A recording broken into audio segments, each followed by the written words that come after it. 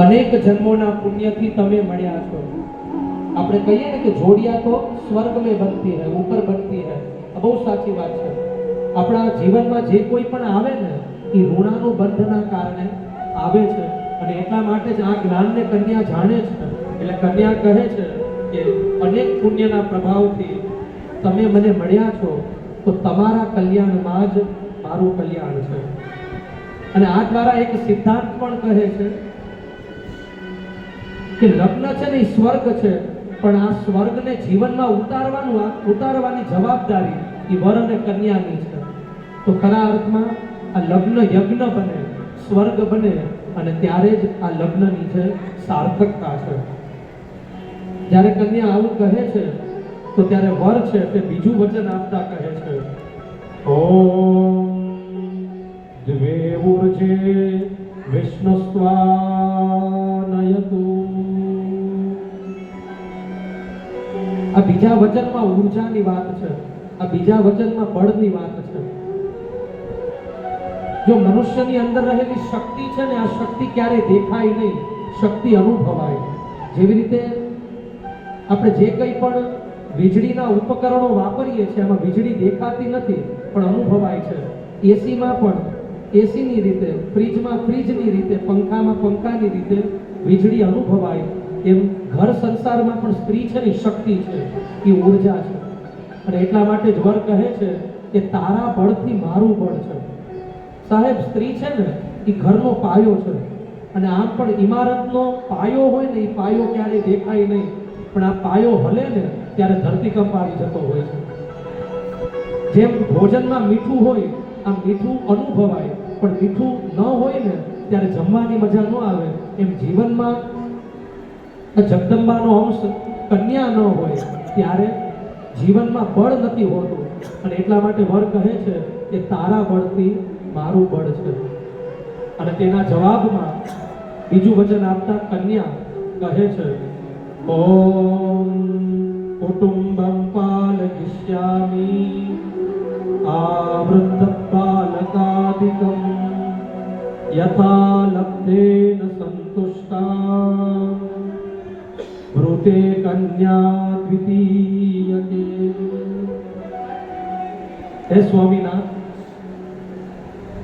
આપના પરિવારમાં જે કોઈ પણ આ બાળથી લઈ અને વૃદ્ધ સુધી જે કોઈ પણ વડીલો હશે, એની હું મર્યાદા જાળવીશ, અને આપ મને જે આપશો ને એમાં હું સુખી રહીશ. જો પ્રશ્ન પૂછવામાં આવે કે આ જગતમાં મોટામાં મોટું ધન કયું, અને ત્યારે શાસ્ત્ર કહે છે કે સંતોષ ધન છે ને એ મોટામાં મોટું ધન છે. જબ આએ સંતોષ ધન ઓર ધન ધૂરી સમાન. તમે મને જે આપશો એમાં હું સંતોષમાં રહીશ.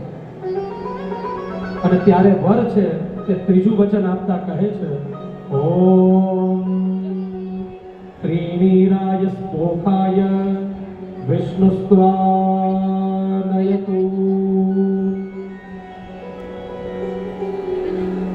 હે વધુ, તું મારા ધનની સંભાળ રાખ.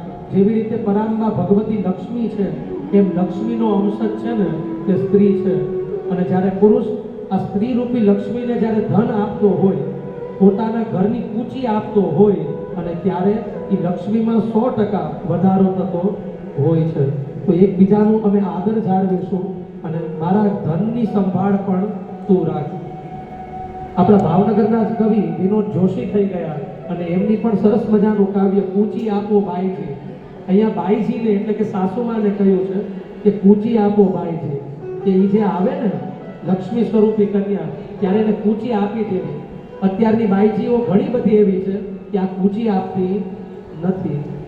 આમ જોઈએ ને તો સૌથી વધારે પ્રાર્થના સાસુમાં કરતા હોય કે જલ્દી મારા દીકરાના લગ્ન થાય, અને લગ્ન થઈ જાય ને પછી એ જ પ્રાણી સાથે સૌથી વધારે બાંધતા પણ સાસુમાં જ હોય. તો આવું નહીં કરીએ. જેવી રીતે દીકરી છે આપણી, એવી રીતે આ વહુ પણ દીકરી સ્વરૂપી કન્યા રૂપે આવે છે.